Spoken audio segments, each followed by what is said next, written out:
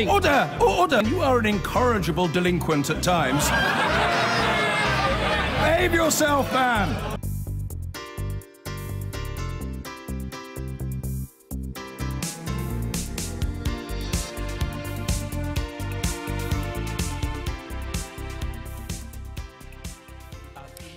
Now, the Facebook CEO, Mark Zuckerberg, has apologised again, this time to political leaders in the European Parliament who faced him with a barrage of questions about the social media network's use of personal data before he was given just a few minutes to respond.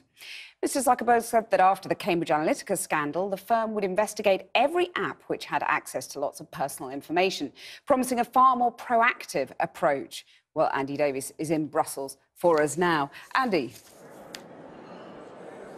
Kathy, the meeting's just finished, and unlike Mr. Zuckerberg's two-day appearance before Congress, this was a much briefer and gentler affair. Something of a coup for the Parliament to get him here in the first place, especially given that he's repeatedly refused to go to Westminster to be questioned by MPs there. But I think also this has been something of an own goal here, because the format really favoured Mr. Zuckerberg. There was question after question. I mean, the questions, I think, went on much longer than the allotted time left for the answers. So he could basically pick and choose which questions he wanted to answer in the end. It was a contrite and assured performance again from Mark Zuckerberg, which no doubt will be reflected well in the company's share price. The blue carpet freshly hoovered, the meeting party at the ready. And it was Zuckerberg time at the European Parliament. A rare chance, too, to get close enough to ask some questions. Are you running scared of British politicians, Mr. Zuckerberg? You've come to Brussels to answer questions. Why not London? What's the true scale of data misuse? Is Cambridge Analytica the tip of the iceberg, Mr. Zuckerberg? But on Mark Zuckerberg strode into this much-anticipated European leg of his grand apology tour. It began with a handshake with the President of the European Parliament, who looked like he meant business, and who went on to tell the Facebook boss that democracy can't be turned into a marketing operation. And then in the meeting with the Parliament's political leaders came Mr. Zuckerberg's familiar, mournful opening statement. There are 18 million small businesses here in Europe that use Facebook today, mostly for free, almost half of whom say that they have hired more people as a result of their use of our tools. But it's also become clear over the last couple of years that we haven't done enough to prevent these tools from being used for harm as well. And that goes for fake news, foreign interference in elections, and developers misusing people's information. We didn't take a broad enough view of our responsibility, and that was a mistake, and I'm sorry for it. It was an apology which someone in the room clearly knew was coming. The fact that maybe you have less control or no control about your own company for the moment, because you have to apologize now, I think in total you apologize now 15 or 16 times the last decade. In front of political leaders in the European Parliament, he made his case, as he had before Congress last month, prompting some memorable exchanges. Let's start with the user agreement. Here's what everybody's been trying to tell you today, and I say this gently. Your user agreement sucks. It's just over 2 months now since this data scandal broke, since Christopher Wiley told us, The Observer and New York Times, his story. We were able to get upwards of 50 million plus Facebook records. A staggering account of how his old employer, the now defunct political consultancy Cambridge Analytica, harvested tens of millions of online profiles. And Facebook has been reeling ever since. So my first concrete question is Cambridge Analytica an isolated case, or would you say it's the top of the iceberg? The scandal involving Facebook and Cambridge Analytica is more than anything else an issue of ethics and values. Once Facebook requests other companies to delete users' data, does Facebook follow up to check compliance? The format was a succession of questions first before a note-taking, listening Mark Zuckerberg, who gave the following assurances on a recurring theme: fake news and the integrity of elections. In 2016, we were too slow to identify Russian interference on Facebook in the US presidential election. At the time, we were more focused on more traditional kinds of cyber attacks, like phishing and malware. And we identified those and we told people. But we weren't prepared enough for the kind of coordinated misinformation operations that we are now aware of. From now on, Facebook will do more to keep you safe and protect your privacy, so we can all get back to what made Facebook good in the first place: friends. Facebook needs friends right now, not least of all in the European Union. Data privacy and regulation is a bigger deal here than in the US. Perfectly illustrated this week as Europe introduces its landmark General Data Protection Regulation Rules, or GDPR, whereby organisations will need explicit consent before processing EU citizens' data. You know, a number of you asked when we expect to be fully compliant with GDPR regulations. We do expect to be fully compliant on May 25th. Question 2 over concerns political bias was influencing Facebook. He countered with this. We are committed to being a platform for all ideas. That means that we want to make it so that people can come to our service and share any idea across the political spectrum. It's very important to me that we're a service that allows for a wide variety of political discourse. We view that as a big part of our responsibility, and I can commit to you here today that we have never and will not make decisions about what content is allowed or how we do ranking on the basis of a political orientation. Next stop, Paris, and a meeting with the French president. Facebook's European charm offensive moves on. Well, Andy, how was it all received out there? Well, we'll be getting more reaction shortly, but it's certainly not gone down too well with one of the MEPs in the room who was distinctly with the answers that Mr. Zuckerberg gave. Have a listen now to what he had to say during that hearing. I mean, I asked you 6 yes and no questions. I got not a single answer. Yeah. And of course, well, you asked for this format, well, for a reason.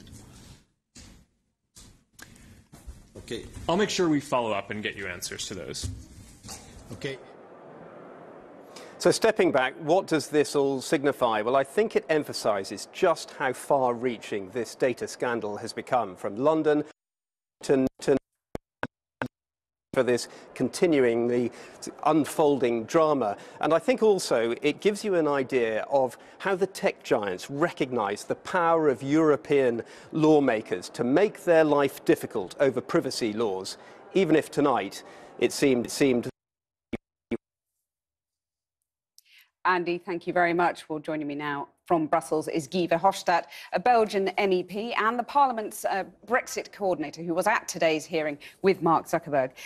Mr. Verhofstadt, you didn't get a lot of answers. Was that because of too much grandstanding by MEPs, or did the format let him off the hook?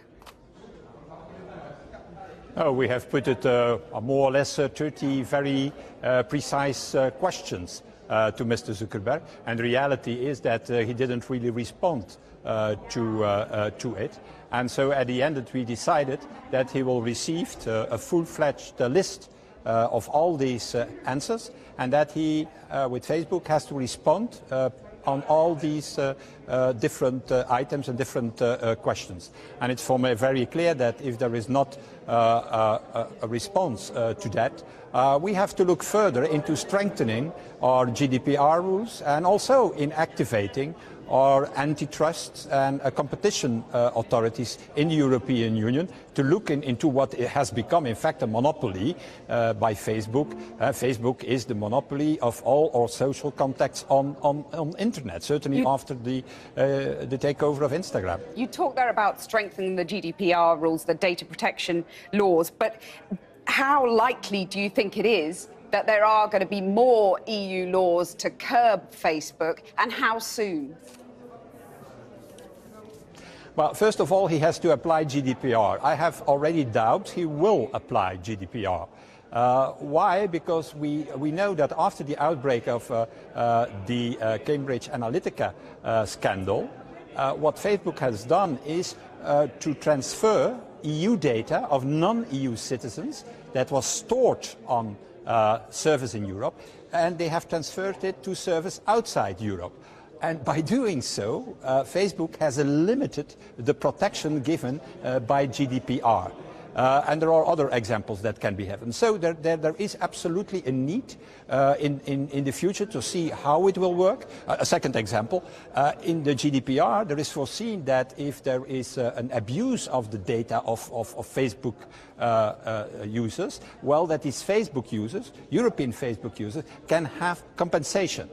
That's foreseen in the GDPR. That was a question. Will you compensate all these people? And you didn't get any answer and to he that. didn't respond either. But what about on elections? And that's the reason why I think that this is not the end. Let me just ask you on elections, because he said that it was Facebook's top priority to ensure that elections aren't compromised. Are you confident that EU elections currently, now and going forward, are safe? They're not going to be meddled with?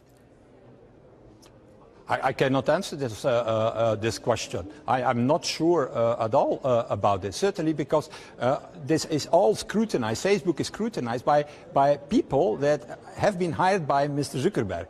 He explained how several tens of thousands of people are controlling Facebook every day. Everything what you are posting, what other people are posting, is controlled by them. Is it fake news? Is it not? Is it hate speech? Is it not? Is it interfering in elections? Is it not? But who controls these people?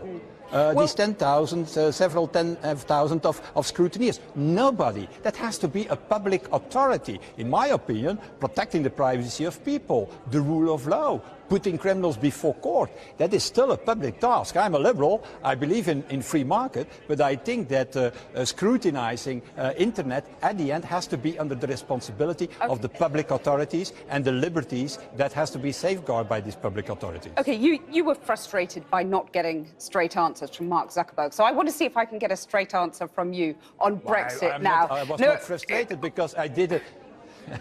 Let me ask you about Brexit. We haven't got that much time left, I'm afraid. That's the reason. But that's the reason that at the end we concluded, in the presence of Mr. Zuckerberg, that he now will answer all the questions that he didn't answer. Also, the question, for example, of the monopoly that Facebook has today. Because let's be honest, it's not Twitter or Google who is in fact a competitor of Facebook. And the question needs to be put, in my opinion, ask it, why and I need to put you a question. I need to put you European Antitrust Authority. Okay, and I need to put you a question on Brexit. Now, the Brexiteers say that the EU is responsible for intransigence, for failing to break this logjam in negotiations with the UK.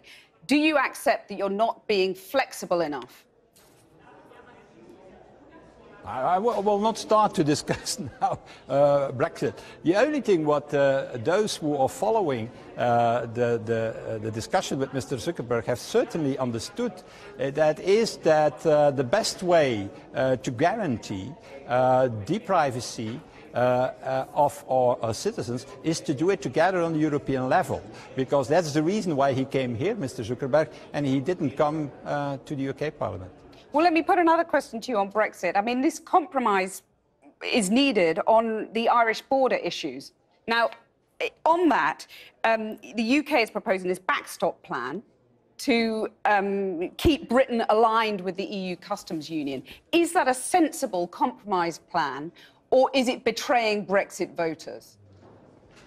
I will not give any comment on this before I have seen the proposal by the British government, and we are waiting for a concrete proposal on this issue, because this issue has to be solved the fastest as possible, so that there is no border between Northern Ireland and the Irish Republic. I feel a bit like you quizzing Mark Zuckerberg, but Guy Verhofstadt, thank you very much for joining us.